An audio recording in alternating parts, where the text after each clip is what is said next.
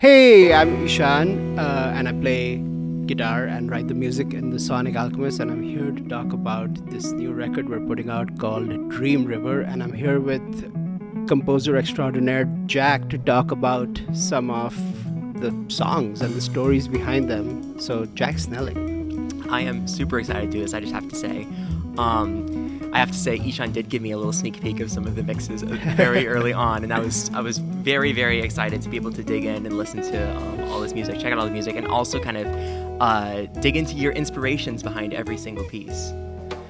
You know, the first thing that really kind of caught my fancy as I started to dig into this album and reading all the stories that you told me in about each specific song. Every single song kind of comes from this like unique moment in your life where something changed, something happened, and through that, I wonder if you could talk a little bit about like how the overall kind of shape of this album comes to be through those stories.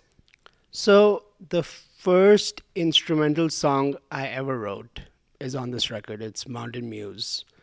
And really early on, because I used to write songs with words, it was pretty easy to be like, all right, if this song is sad, maybe it should have X kind of chords, or if the song is about strife or something. Then when I started writing instrumental music, I was like, it was so hard to make decisions because you're like, have no limitation unless you put like a theoretical limitation on yourself. I'm like, okay, going to use this concept to write the piece. So I immediately was like, well, I like the mountains, and I'd recently like come back from a trip in the mountains when I wrote it, and like all of that was like fresh in my mind. So I was like, all right, I'm just going to write about that. And it wasn't even a conscious decision at the point, but after I finished writing it, I was just researching some Indian like folk mountain music, and it happened to be similar-ish, like not similar enough, but like I was like, this is the same vibe somehow, and I've never heard this music before. So that's cool. I guess it is about the mountains then. And also like some things of like, for example, I wanted to like capture the feeling of feeling car sick. So initially there's like this 5/4 intro thingy going on in the song, and I'd written it out in 3/4. So it like looked atrocious and like felt atrocious to play. And I was like, that's how I felt in the car. So I get, but like later I had to be like, okay, I need the musicians to like be able to play this and not be like, what the heck is going on? So that was like the first moment. And then that just became how I wrote instrumental music, of like trying to find something to write about. Because otherwise it's just like sitting and noodling. I'm like, oh, this musical phrase is good. But for me, it was very hard to ever be like, where should this go next? Like, and because there's, as you probably know, there's like this almost like decision paralysis that happens where you're like, it could go here and it could go here and it could go here. And then you just have to like make an aesthetic choice, I guess. And I just needed something outside of music to base that aesthetic choice on.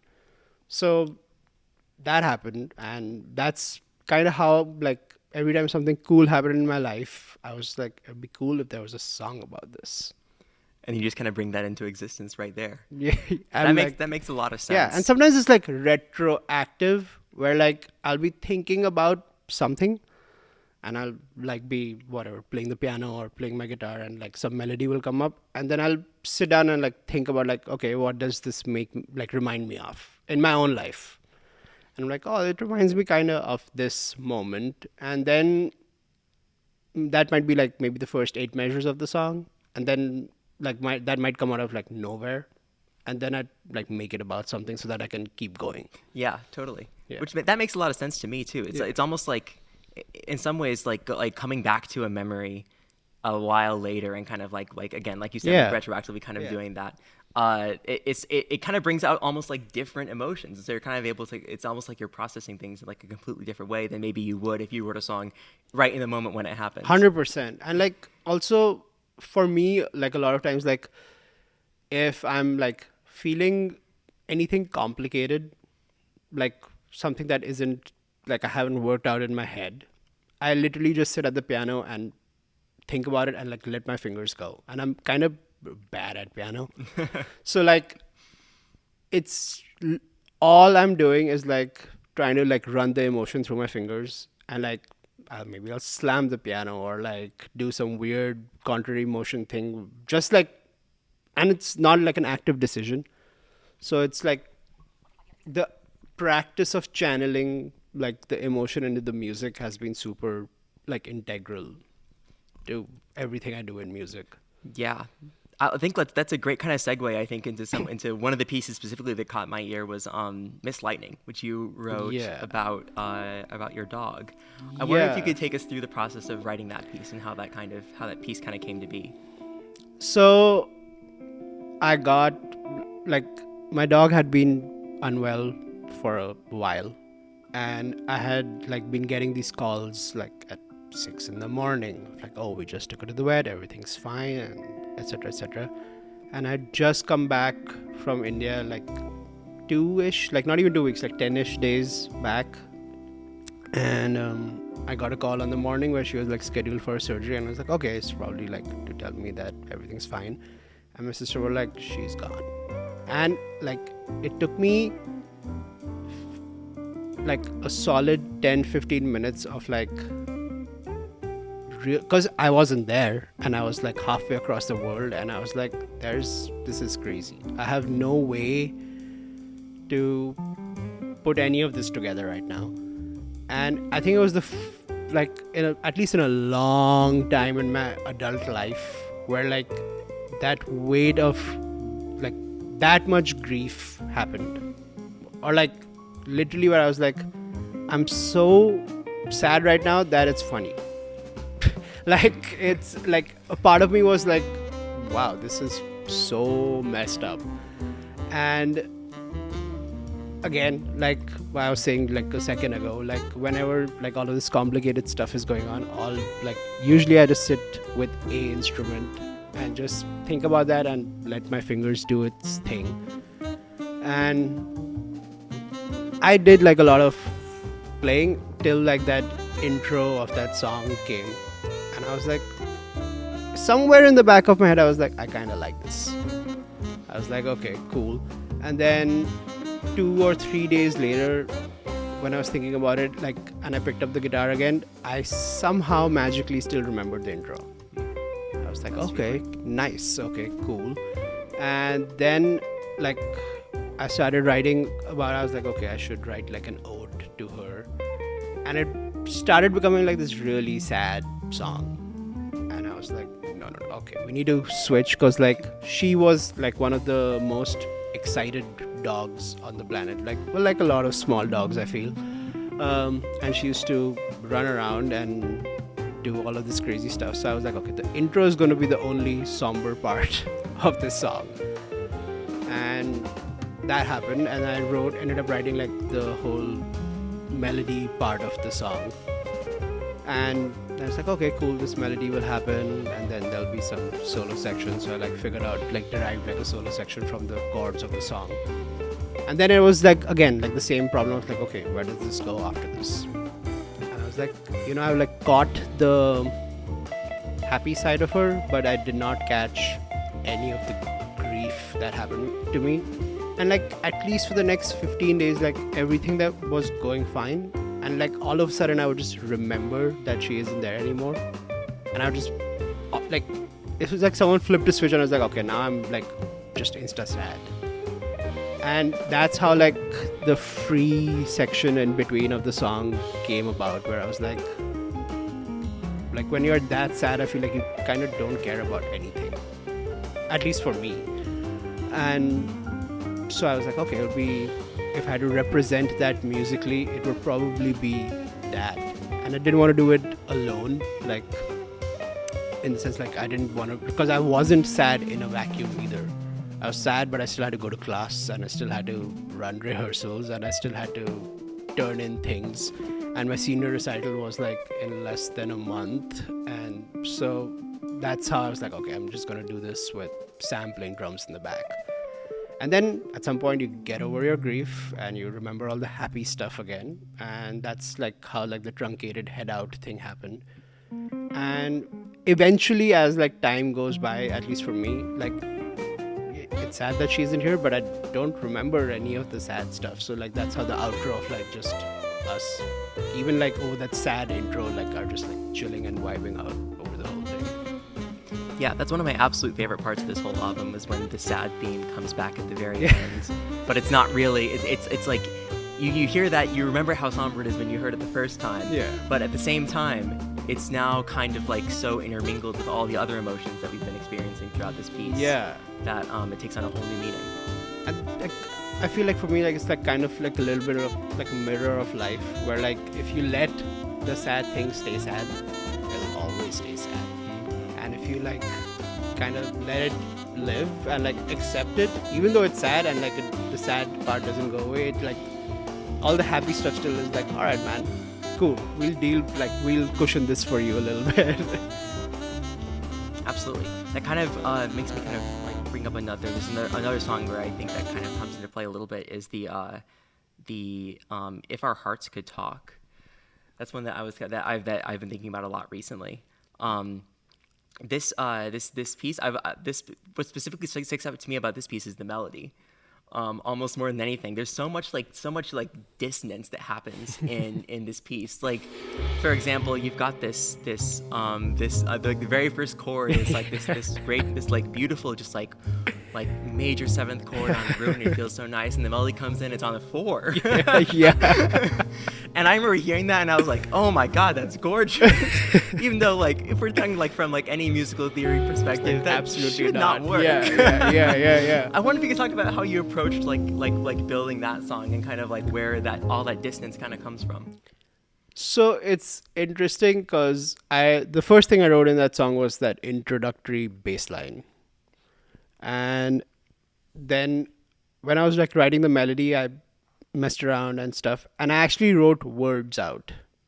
Like when the first line, like the first melody line goes beep dee dee dee da. That's just like, oh, if our hearts could da. Like I you made literally that just connection. I wrote all of that out basically in English, like not in music. And then I tried so many quote unquote theoretically correct ways of like doing it, and then I got up, left, came back, and I was like, I am going to, because I was doing this on the piano, and on a piano it's very hard to not know what the exact note you're playing is. And I on the guitar put my hand like that on one string and just kept going one note at a time randomly. I was like this one, and like I settled on that, and I was like, oh, that sounds kind of sick. And I was like, what note is that? And I was like, oh, it's a G flat on a D flat. I was like, okay, I guess that's it. And then it became about like, how do I normalize this? So like on all the like on a minor chord, like, so I just made it about the G flat. Like a lot of the melody is about the G flat in that key. And I feel like a little bit of my musical education and life has been a little too much of people being like, this is what you can do and this is what you can't do. And every time someone tells me this is what you can't do, I'm like, that's what I'm going to do though now. Thanks for telling me that. Like if you tell me there's something that's not allowed or not correct, that's the first thing I'm going to try doing. So that's kind of how it wasn't about creating dissonance necessarily though. It was just about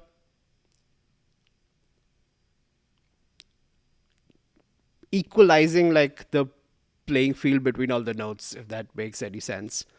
It's like some people say like the root and third and fifth are more important than the seventh and ninth and whatever, some random music theory stuff.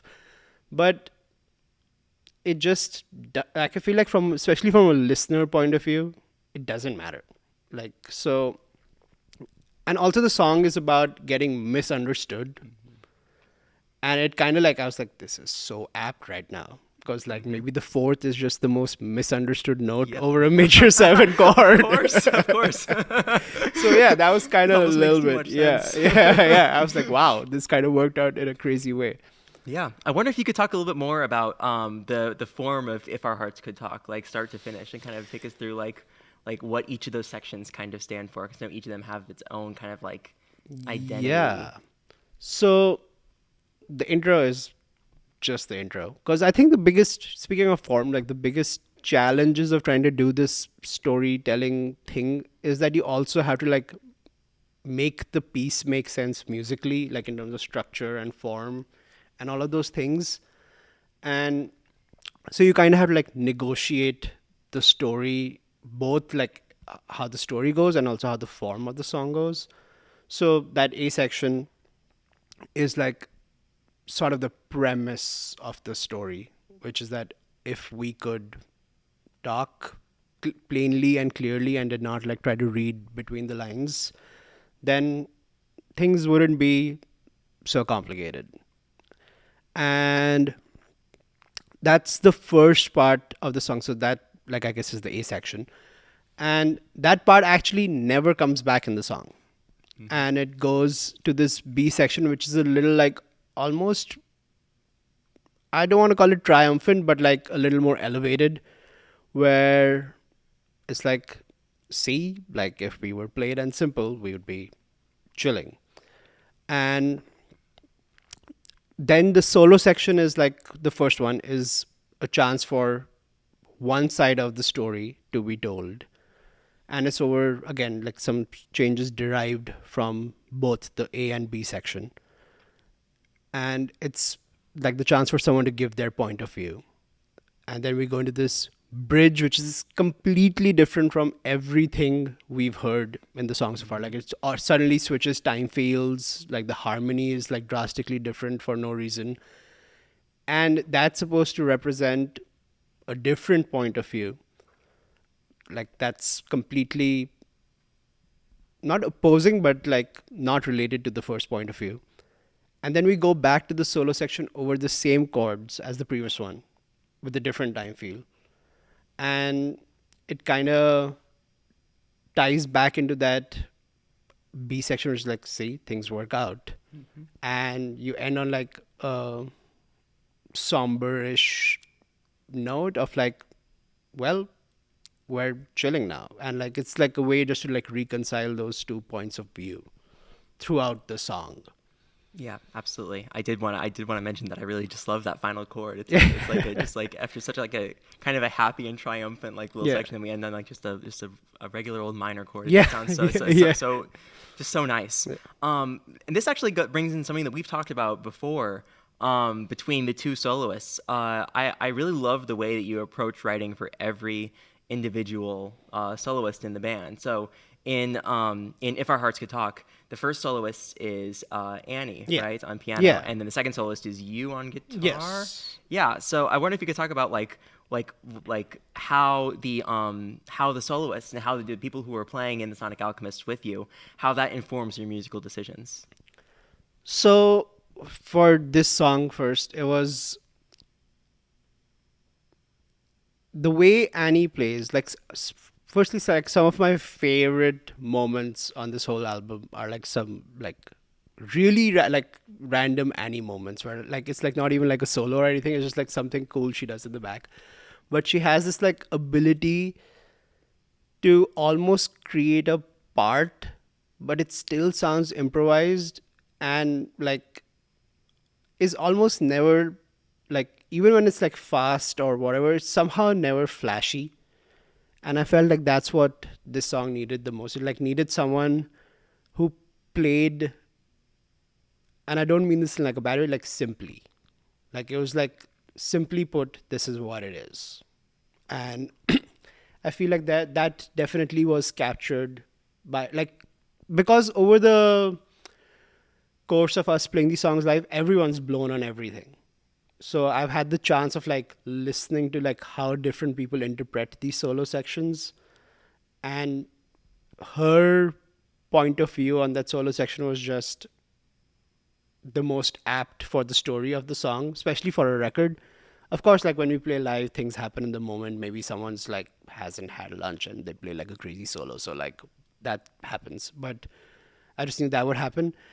And then for like me to pick myself was because At that point, the song could have had like a super energetic saxophone solo, but I think it still needed to stay contained. So for that song, that's what it is. And it's kind of like the same for every song, where it's having heard everyone's solo on everything and just to see how they interpret different sections. In terms of the arc of the song, I was able to like gauge over time of like how someone would deal with it. And it, I don't think I made any changes after like the second rehearsal to like who solos on what and where. And I'm just glad it worked out because there was a little bit of like guessing, not even guessing, like intuiting it. And I'm just glad that my intuition was right about it because sometimes it isn't. And like then you're like, oh, let me problem solve right now.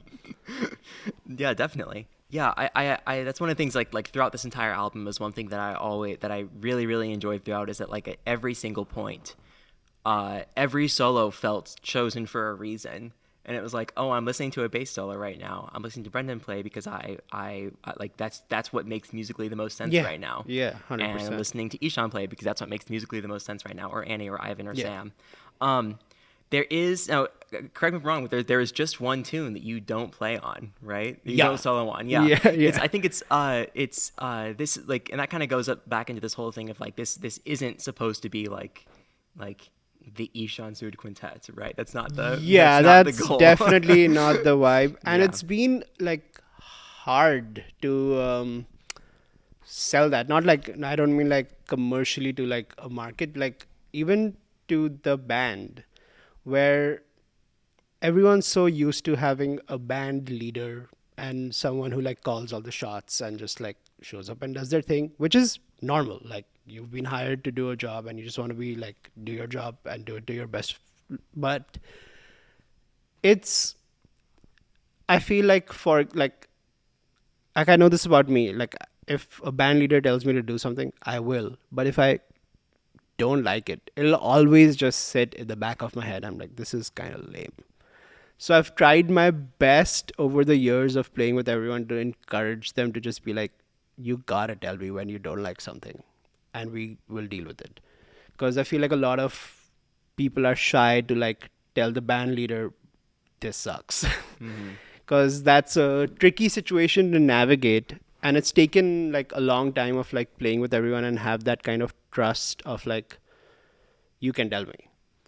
So going into the record, it was nice to like finally be at a point where I think everyone, both musically and as people, like just trusted each other enough to be like, all right, cool, and like take ownership also.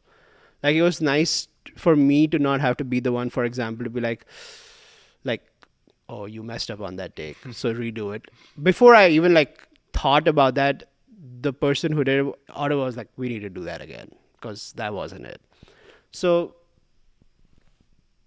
there are two reasons. One is a musical reason where like I was like, there needs to be a break from just listening to guitar timbrely on this record because like I don't want it to be like a guitar record. And second, it just didn't make sense for me to blow on that song. And as much as I should quote unquote be blowing on all the songs on my record, I was like, just couldn't care less about it. I was like, I don't care, man. Like, whatever. Like, this song doesn't need a guitar solo, so it's not gonna have a guitar solo. I'm just gonna play the melody on the head out, and that's enough. Yeah, I think that's really awesome. It kind of reinforces this idea that this album, the Sonic Alchemist as a whole, like it's not a jazz group.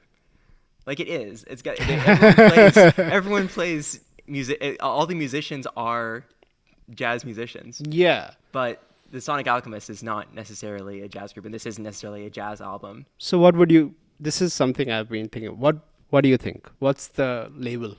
What are we slapping onto this? If it's not a jazz group, which I in some parts agree with you and some parts disagree with you, but like, what is it? I can't tell you. This is not the part of the interview where I get into my own personal beliefs. I'm so anti-genre that I wouldn't call it anything. Yeah. But well, the reason I just want to say that though is that like a lot of this album I feel like is like in some ways kind of turning what traditional jazz albums are kind of a little bit on their heads, like doing things a little bit differently, doing things in a way that makes sense for you. I want to kind of lead that into the song "Here for a Good Time" specifically. Yeah. Where we have this like really great this disco beat behind some very, shall we say, like like recognizable chord changes. Yeah. I remember hearing that and being like, oh my gosh, is that giant steps? Oh my gosh, what was your thought process with writing that piece? So, one thing that has been a struggle and still is this idea of like when you play a solo, you play the changes for me. And I don't know why, even though they're like not, in my opinion, not the hardest ones, for some reason, Coltrane changes are like on this holy grail of like, oh, if you can play train changes, you can play anything, which is the biggest lie anyone will ever tell you. Yep. I just wanted to take this very crucial key part of jazz education or like jazz, I don't know, zeitgeist of like this is like one of the most jazz things ever, Yeah. and be like, what if this was fun? Because like I have this clear memory of like being at like a dinner party, and just like with like a bunch of like 40, 45-year-old people, 50-year-old people, and for some reason someone decided to play like giant steps on like the stereo.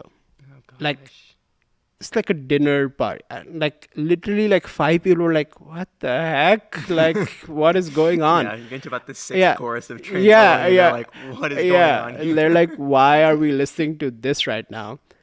And I was like, because what he did, like, just to be clear, like, I'm not trying to be like this is bad or anything. I super appreciate like the direction he took jazz in, and there's something really crazy about all the work he put into like take all of these like harmonic concepts and like bring them to the forefront, which were kind of like they existed but they were a little buried in the music.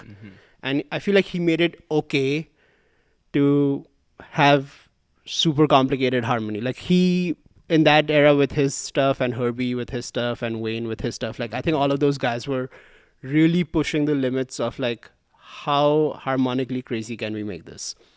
And I just wanted to take that harmonically crazy thing and put it to something that someone who has no idea what jazz is, someone who maybe doesn't even like jazz, could listen to and be like, I kind of like this, or like at least like vibe to it. And it was like the person who was shooting the film in the studio, who's like not maybe like the craziest like train fan or anything, was just like dancing around while they were filming, and I was like, this is exactly what I wanted. That's the goal. That's the goal. Yeah, yeah. Wow, we've made everything accessible. Yeah, yeah. Yeah, so kind of continuing down this line of like drawing influence from like from other people. Yeah. We could talk. You mentioned in your time when talking about Here for a Good Time that this is influenced in part by your time working with Selden as well. Yeah, So yeah. I remember if you could talk a little bit about how that kind of influenced this as well. So before I came to Eastman, I used to predominantly perform playing pop music, like on the guitar. So I have this other act named Ishan and Priyana, and we used to like write pop music and perform pop covers and stuff like that. And then I came to Eastman, and like that part of my musical identity just like poofed away because that never happened. And I think at some point, like freshman or sophomore year, I had just mentioned to Annie that like I also play bass, because I used to play bass in a post rock band before I even switched to playing guitar full time.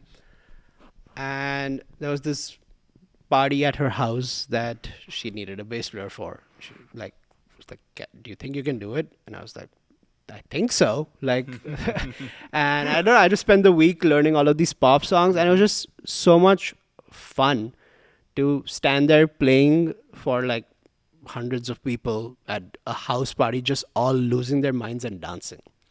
And I was like, kind of high key miss this versus where like everyone's sitting and like clapping between every solo and Hmm. stuff, which is has its own charm and like I like that too. But I was like, I really miss this. Yeah, totally. Yeah. I think one other like, and this there's kind of like two here that at least in the order in which of the songs that in which they were written. Yeah. There's two like kind of back to back that kind of have like this kind of like cool this weird kind of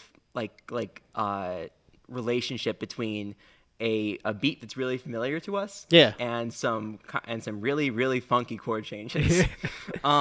So I want to, and this is also another one where you kind of allude to like an influence of yours. I'm talking about hexes and spells, of Yeah. course. With I was wondering if you talk about how this piece kind of like started as a dedication and then kind of moved on from there. Yeah. So I think the first time I heard of Gilad Hexelman was in 2018 or something like that. And back home in India, like where we don't have like a plethora of jazz coming in from here or there, we used to all scour the internet and we like try to listen to everything possible.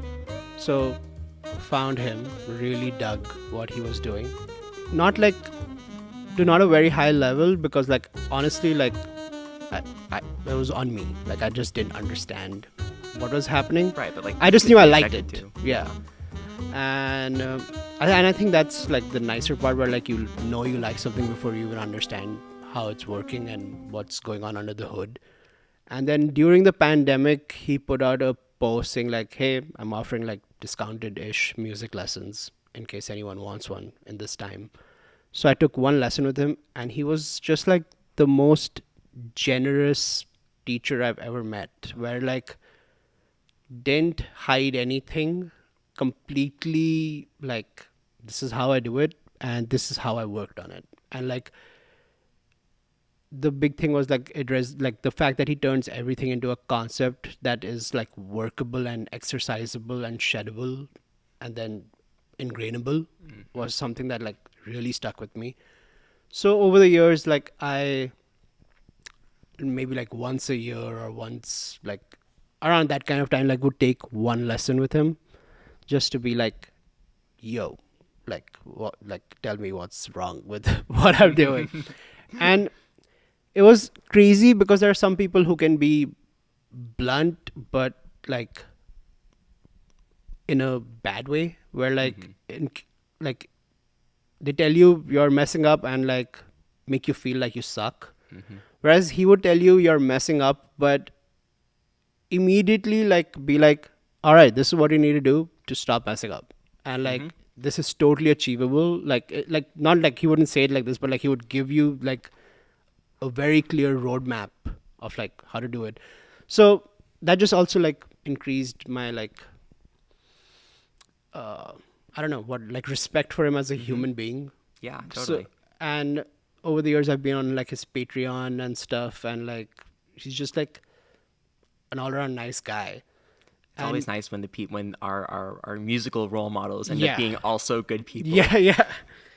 And it's I was writing this melody and like it was had all of this stuff going on. And I was like, wait. Isn't this like kind of like one of the Gillard lessons that he put on his Patreon? So I went back. I was like, oh, it's like the exact same scale, which also happens to be this Indian rag. Hmm. And because I was writing it based on the rag first. Right. And then like I just like sat there like and heard him play it. And like that gave me some ideas. And it went from there. So that's like kind of how I came up with at least like the beginning of the song. And then like every other song, like it, because you also have to follow where musically wants to go. Hmm. So kind of followed that. But it was also hard to do this for a guitar player because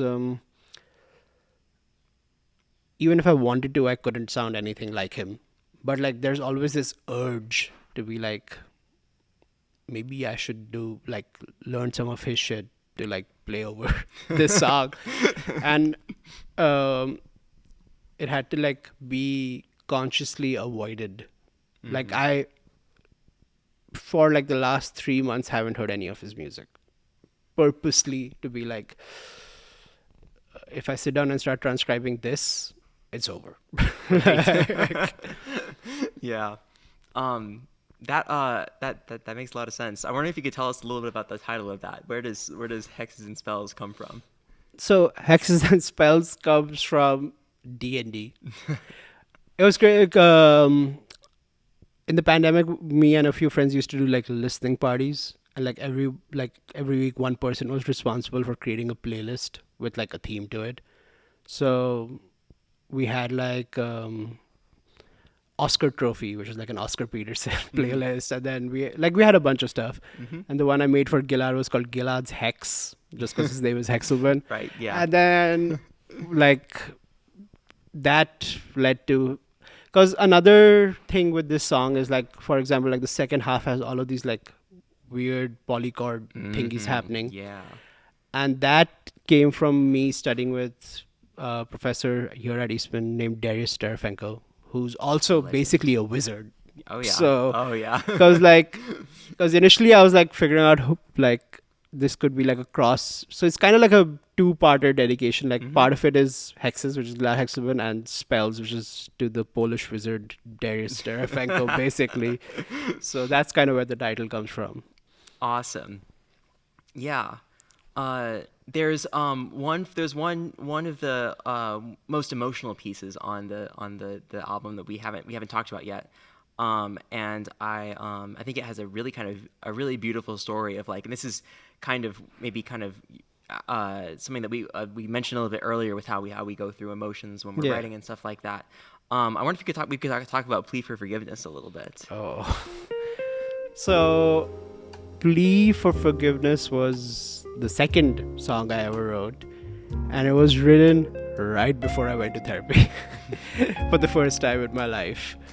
And it was just like a series of things, like everything I touched didn't work out in like this long period of my life around like 2018, 2019, basically.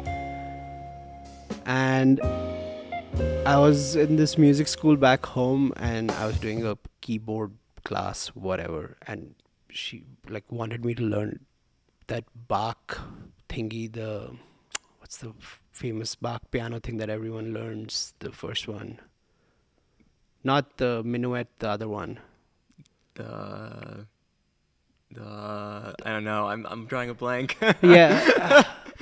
Whatever, it's Yeah. I think it's one of those Bach thingies. Yeah. But I was trying to play it, and I was like, I can't do this right now. Like, firstly, I have no interest in learning how to play Bach on the piano, because like Bach's great, but like this is too much work. Like for me to learn how to do this on the piano. So she offered me that if I like wrote a piece myself and could play it on the piano, she would let me like replace that as like the performance part of the class. I was like, okay, I guess I could do that. So there was, while I was dealing with all of that, I wrote this, and like all I actually wrote initially, for at least for that class, was the A and B section. And it was like the reason it has like the way the voice leading works, etc., which I found out later was like a very common like lament, sad bass line thing. Yeah, I did not totally. know about that. Like I did not know that this literally is called a lament bass line. Yep. It was because the lesser you move your hand on the piano, the easier the chords are Yep. to play. Uh-huh. So I was like, okay, if this F minor goes to A flat over E flat, I have to barely move my hand, and I can perform this really easily on my exam. But for me, that's like a little bit of a lament by itself. Yeah, anyway. It's yeah. I lament that I'm not better at the Yeah, piano. yeah, exactly. So that's how that came up, and then it happened. And then when I was finally like, I was like, I kind of like this melody, and I like this whatever chord, these chords and stuff. That's when I like wrote the arrangement for it, and then the more I like listen to other music, and the more I think I like let myself get out like, oh, an intro is supposed to be X, like an intro is supposed to introduce the song. Like the more I like let myself like let those ideas go, Yeah. the more I was able to be like, what are the intros just us going ham? Because like for a while the intro was just like us playing free, like randomly a little bit, like just all together playing and like slowly trickling in and trickling out kind of a thing. And then it was actually Sam's idea to add like the hits in the intro. Yeah. So, and I was like, this is what ties all of it together. Right. And then it was like about, because the interlude section was usually also used to be free. So like the interlude section has always been a mirror of the chaos in the intro. Gotcha. So then we like replicated that there. Yeah. And yeah, and like the A section is like the plea of like, hey, please, can you please stop messing with me? Right. And the B section, which like I think I wrote like maybe 3 or 4 days after, was like, this is not gonna work out. I'm gonna have to do something about it myself, I guess, if I want things to change. So that was the B section. Be like, what's the point of asking for forgiveness when like no one's listening? Like if no one's interested in forgiving you, there's no point. Like you just accept what's up and move on. Yeah. And now we kind of get now we've kind of gone through like your almost your entire musical career at this point. We get to the last song that or the most recent song you composed. Another one of my personal favorites, "Sailing Through Dream River," which you, if memory serves, wrote very like a month or so before the record. session. Yes, Yeah. 100 like. Yeah, probably. Also, like this record was supposed to actually get recorded on the 26th and 27th of April. So I like panic wrote this like at the end of March, then deleted everything. Then panic rewrote it in the first week of April ish. I think whatever. Sometime before I found out that this record is happening a little bit later. And then just knowing that I had more time, I finished the song in a day. That's always how it is. That's always how it is. And I was like, damn, what the heck? But I really wanted to have like one song that nodded a little bit to like all the more rock-ish influences I have, which is how I wrote the intro. Yes, right. Like just like a super notey like it's not even complicated, it's just like a super notey line, which is like a very common, I feel like, metal or rock introduction kind of guitar thing. Yeah. And I was also just like, contrary to Plea for Forgiveness, where like nothing was working out, like most things were going in my favor, and I was just super happy and like excited. I was like, wow, there was like a 15-year-old version of me who used to watch like Iron Maiden rock in Rio and like Metallica recording Saint Anger in a studio and be like, it'd be kind of cool to go to a sick studio someday and record an album with a band. Like, and I was like, wait, it's kind of actually happening right now. Like this crazy thing that I thought would never happen is happening right now. So that's where the title came from. And because it was like a happy feeling, and even though like a lot of metal and rock is kind of angry, I was like, we're just gonna hard pivot after the intro to like making it kind of like a happy-ish melody. Yeah. And just in general, like the tempo of the song and stuff, I was like, I'm just gonna keep it nice, short, buoyant, and just be like, I'm glad I got to do this kind of a vibe. It's like almost like that song just feels so like, I don't want to say like, it's like a combination of like triumphant and relieved, if that makes sense, you know? It's like a, or maybe even if it's just like a little bit of like a little bit of pride too, like I accomplished all this, like this is something that's happening to me, and I like, it's like a little bit like almost like gratitude too. It's like all these happy emotions kind of. I agree, and it's like going back to the idea of like where I don't think for any of these songs it's like a single emotion, and like all of these stories that I just said, like the reason like I usually share these stories with people is not because I'm like hoping that they feel the same thing, because that would be, I mean, if they do on their own without me telling them, that's cool.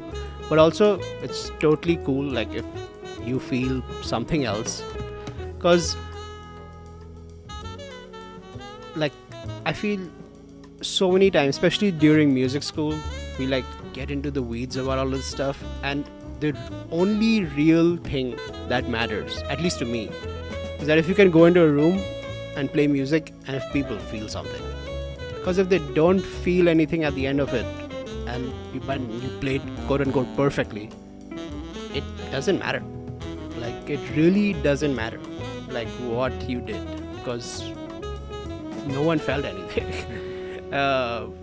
But so the idea behind sharing these stories is so that people can find their own like things in their life that they can use this as a soundtrack to, not like literally, but like oh, this reminds me of this moment in my life, so maybe this song is about this, or maybe listening to this agitates me and like I want to turn it off or something.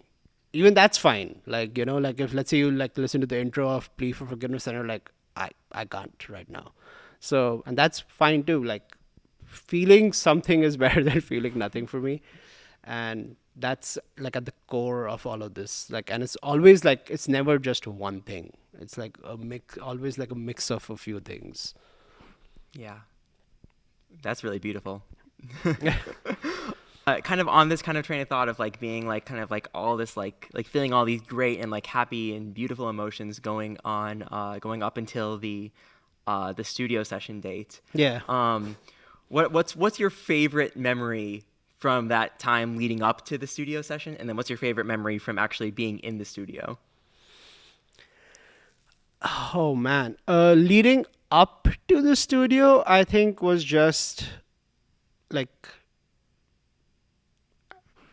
for me personally, like leading up to the studio was super chaotic, and I, because this is like the first album I'm doing completely like my selfish, like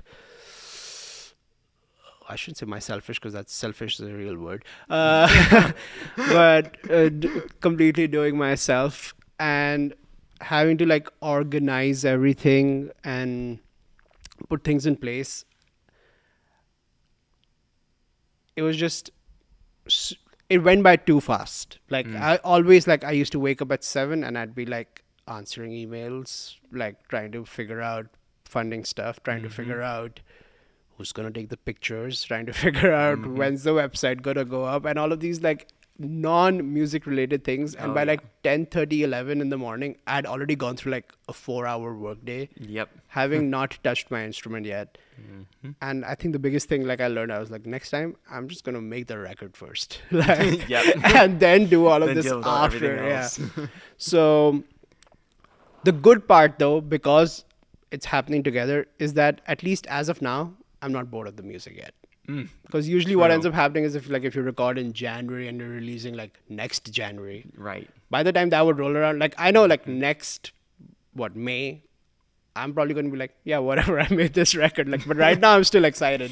Oh, yeah. And it's going to be released while I'm still excited. So like I think that's the biggest part.